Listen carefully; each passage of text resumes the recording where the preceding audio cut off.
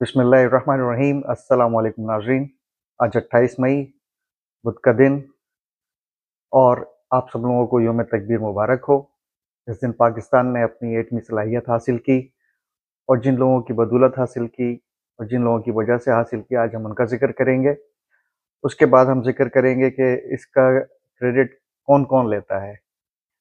सभी लोग इसका क्रेडिट लेते हैं, लेकिन असल क्रेडिट किसको जाता है, उसका ज़िक्र करेंगे।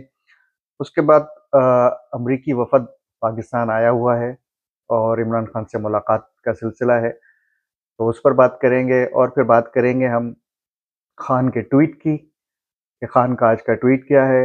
उसके बाद फिर हम बात करेंगे अब्दुल कदीर खान की बेटी दीना खान का, कि आज उन्होंने क्या कहा है अपने वालिद के बारे में।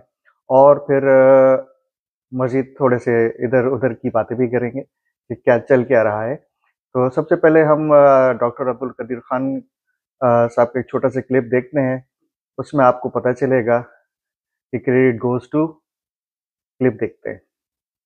जी, अब ये तो सब तारीख तो पता है। आप एडम जफर साहब से पूछ लीजिए, क्या कोई एनजीओ कैसे बनाया।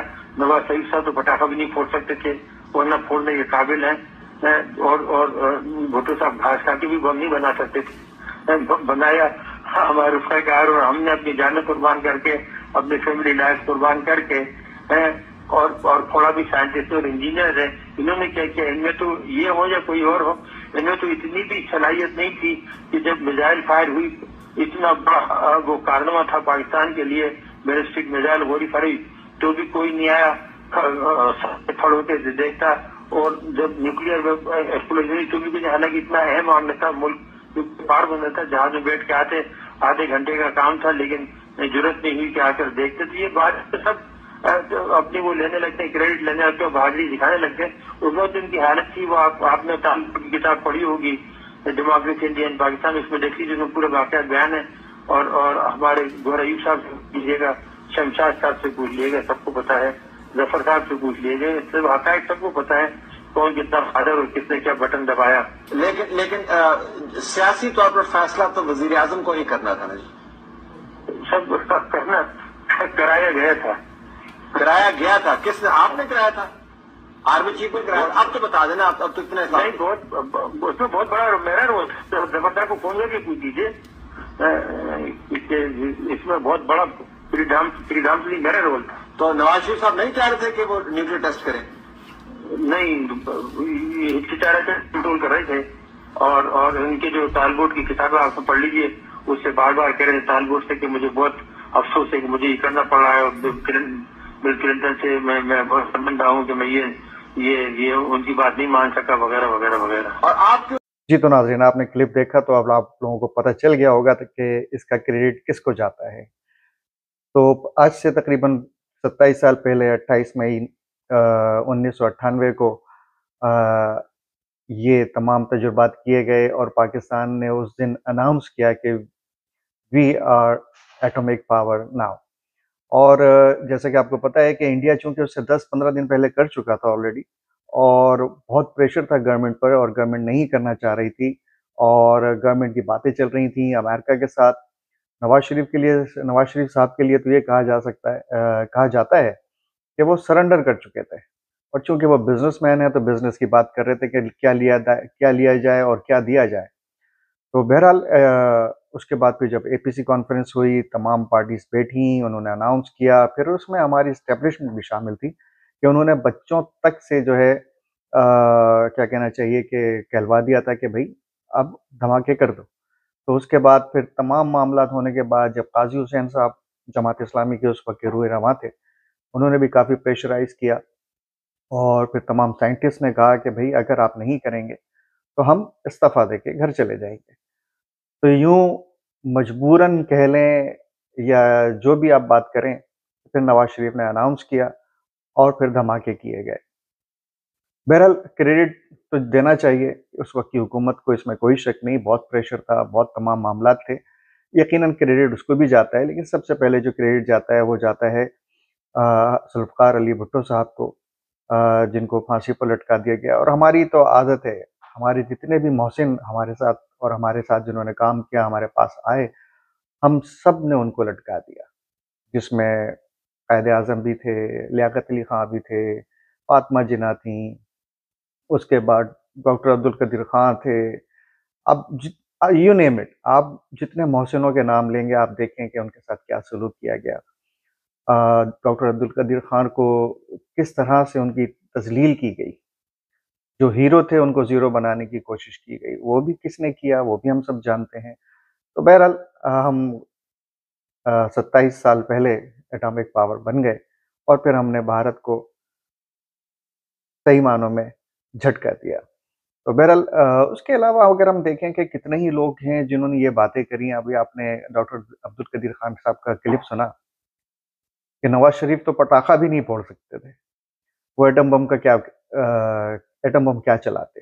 اسی طرح ہمارے ریٹائرڈ ایئر مارشل ہیں شاہد لطیف صاحب، انہوں نے بھی یہ بات کری تھی کہ نواز شریف صاحب تو سرنڈر کر چکے تھے امریکہ کے آگے.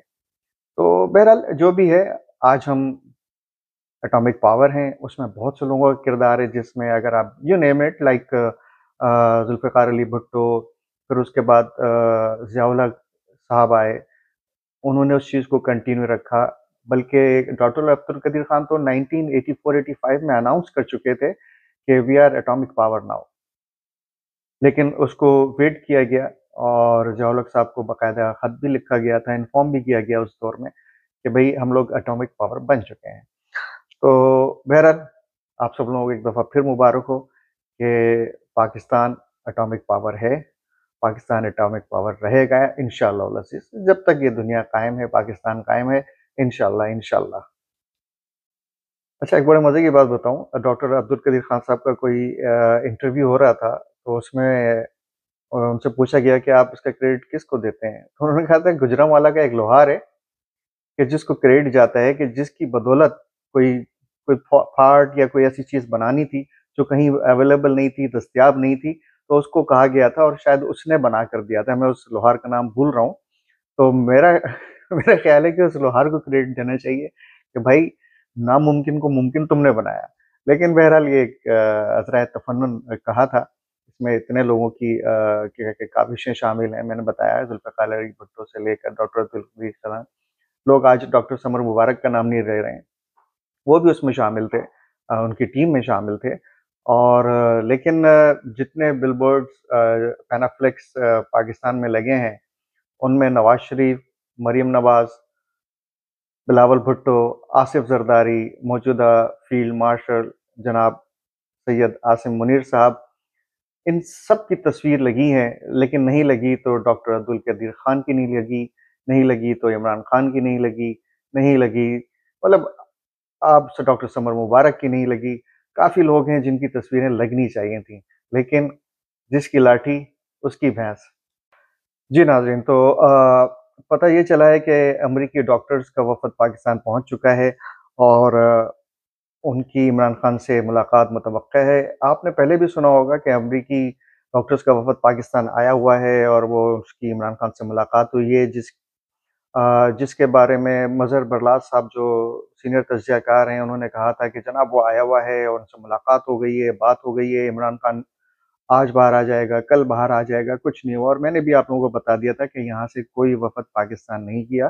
ان میں سے کچھ ایک دو ڈاکٹر جو پاکستان میں آلریڈی موجود ہیں ان کے بارے میں کہا جاتا ہے کہ ملاقات ہوئی، لیکن ایسا کچھ نہیں ہوا تھا. اب پھر امریکی وفد پاکستان پہنچا ہے جس میں 3-4 ڈاکٹر شامل ہیں.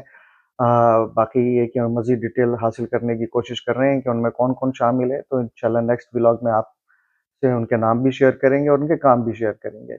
ساتھ ہی یہ میں آپ کو ایک چیز بتاؤں کہ جب بھی پی ٹی آئی احتجاج کی کال دیتی ہے، تھوڑا سا اسٹرک ہوتی ہے، آپ دیکھیں ہر طرف سے شور مچنا شروع ہو جاتا ہے کہ جناب مذاکرات ہو رہے ہیں. یہ مذاکرات نہیں ہوئے، یہ مذاکرات ہیں. یہ صرف مذاکرات ہوتے ہیں، مذاکرات نہیں ہوتے. مذاکرات جو ہے وہ گورنمنٹ سے کیے جاتے ہیں جو کہ 47 پر مسلط کی گئی ہے. ان سے کیا مذاکرات ہو گئے اور ان سے متعلق جو لوگ ہیں، جو لوگ بھی پہنچ رہے ہیں یا مذاکرات کرنا چاہتے ہیں، ان کی حیثیت کیا ہے. جہاں مذاکرات ہونے چاہیے وہاں ان کو پتہ ہے کہ مذاکرات کیسے کرتے ہیں. تو بہرحال ابھی آپ نے منیب جو ہیں تجزیہ کار ہیں منیب فاروق صاحب، انہوں نے کہا تھا کہ لائک عمران خان کے لیے انہوں نے کہا کہ ہی از ڈن. اور یہ کس نے کہا؟ اسٹیبلشمنٹ نے کہا اور سینئر افسران جو سینئر افسران ہیں وہ یہ کہتے ہیں کہ عمران خان از ڈن. تو یہ پولیٹیکل، یہ ایک آزاد ملک ہے، جمہوری ملک میں ہے، اس میں یہ اسٹیبلشمنٹ کیسے کہہ سکتی ہے کہ ہی از ڈن اور who is done, who is not done. تو ہمیں وہی بات آ گئی، ہم ابھی تک جمہور کی طرف گئے ہی نہیں ہیں، ہم اسٹیبلشمنٹ پہ ہی اٹکے ہوئے ہیں. تو بہرحال آج خان صاحب نے بھی ٹویٹ کیا ہے، آپ کو میں دکھاؤں گا خان صاحب نے کیا ٹویٹ کیا ہے، آپ اس کو دیکھ لیں کہ خان صاحب نے کیا ٹویٹ کیا ہے. جی تو ناظرین، خان صاحب نے ٹویٹ کیا، آپ نے دیکھا، وہ یہ کہتے ہیں کہ اڈیالہ جیل قوانین کے تحت میری اہلیہ بشرا بیگم سے ہفتے میں 30 منٹ کی ایک ملاقات طے ہے، لیکن وہ بھی کئی روز سے نہیں کروائی جا رہی. آج بھی شیڈول کے مطابق ملاقات طے تھی جو نہیں کروائی گئی. بشرا بیگم کو 13 ماہ سے صرف مجھے اذیت دینے کے لیے قید میں رکھا گیا ہے، حالانکہ ان پر کوئی جرم ثابت بھی نہیں ہوا. یہ کچھ بھی کر لیں، میں ان کی فرعونیت کے سامنے جھکوں گا نہیں، نہ ہی کوئی ڈیل کروں گا. میری سلمان اکرم راجہ کے لیے خصوصی ہدایت ہے کہ ہائی کورٹ میں جیل حکام کے خلاف توہین عدالت کی درخواست دائر کریں، اور اس کے ساتھ ساتھ بنیادی انسانی حقوق کی خلاف ورزی پر سپریم کورٹ میں بھی پٹیشن دائر کریں. دیکھیں، ہماری جو لیڈرشپ ہے، جو پی ٹی آئی کی لیڈرشپ ہے، جو باہر موجود ہیں، جو آزاد گھوم رہے ہیں اور عیاشی کر رہے ہیں، تمام مزے لوٹ رہے ہیں، ان کے پاس کافی کچھ ہے کرنے کے لیے، لیکن وہ کرنا کیوں نہیں چاہتے؟ کیا وجوہات ہیں؟ کیوں نہیں کر پا رہے ہیں؟ نہیں کر پا رہے ہیں تو اس کو شیئر کریں. یہ لوگ نہ صحیح معنوں میں پٹیشنز دائر کرتے ہیں، نہ صحیح معنوں میں پروسیڈ کرتے ہیں. ایک 26 نومبر کا ایک کیس جو کہ عدالتوں میں ہے، وہاں پر پیشی نہیں دی جاتی. بہرحال خان صاحب کے لیے بس میں یہی کہوں گا کہ ان کو اچھے دوست نہیں ملے.